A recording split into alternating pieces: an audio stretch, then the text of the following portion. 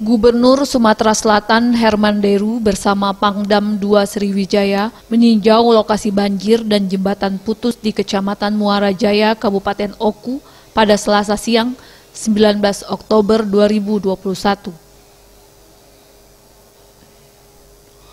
Jembatan penghubung yang rusak akibat diterjang banjir bandang pada Minggu malam ada di Kecamatan Muara Jaya dan Kecamatan Sebidang Aji.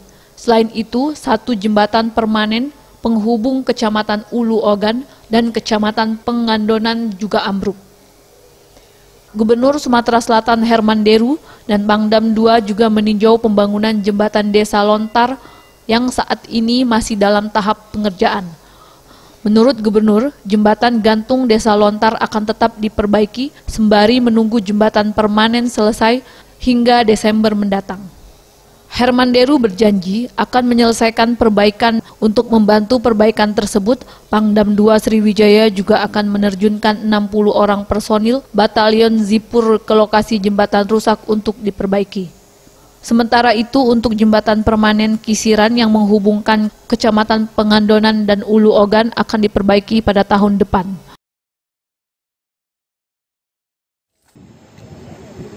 Menuju lokasi bencana air bah, jadi banjir bandang air bah yang seketika dan sekejap tadi menghancurkan dua jembatan.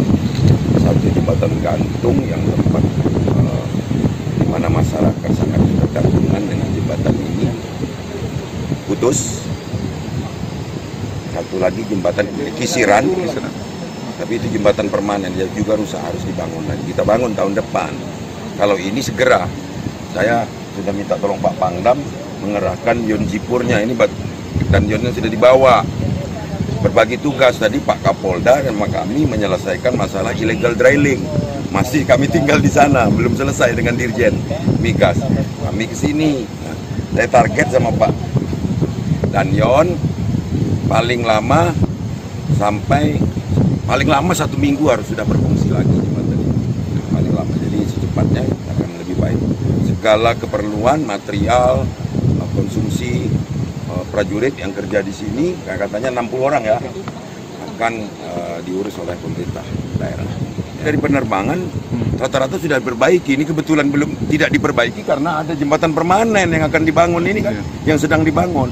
Jadi memang ini maksudnya nantinya juga tidak akan berfungsi setelah jembatan ini jadi. Tapi suka tidak suka kan masyarakat mau lewat sini sebelum jembatan ini jadi. Maka itu kita akan atasi untuk dapat difungsikan sampai dengan minimal jembatan ini jadi. Akhir tahun lah jembatan ini jadi. Ya.